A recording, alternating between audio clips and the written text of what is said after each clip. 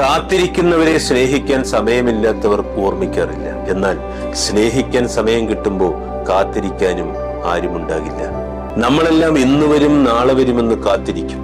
അതിന്റെ ഒടുവിൽ നമുക്കൊക്കെ വയസ്സായി പോകും. സമയം ഉപയോഗിക്കും തോറും തിളക്കമുള്ളതായി മാറും. വെറുതെ ഇരിക്കുമ്പോൾ അത് തുരുമ്പ് പിടിക്കും. സമയത്തിന്റെ വില സമയത്തിന് പോലും അറിയില്ല. സ്നേഹത്തിന്റെ കാര്യത്തിൽ എല്ലാത്തിനും അതിൻ്റെതായിട്ടുള്ളൊരു സമയമുണ്ട്. ആരും ആരെയും കാത്തു നിൽക്കില്ല. കാരണം സമയം അവരെയും നിരന്തരം ചലിപ്പിച്ചുകൊണ്ടേയിരിക്കും. ഇഷ്ടമുണ്ടെങ്കിൽ ഏത് തിരക്കിനിടയിലും സമയം കണ്ടെത്താം. നമുക്ക് ഒരു കാര്യത്തിൽ താല്പര്യമില്ലാത്തത് കൊണ്ട് മാത്രമാണ് സമയമില്ലാതെ പോകുന്നത്. സമയത്തിനൊപ്പം സഞ്ചരിക്കുക എന്നതാണ് സന്തോഷകരമായ ജീവിതയാത്ര.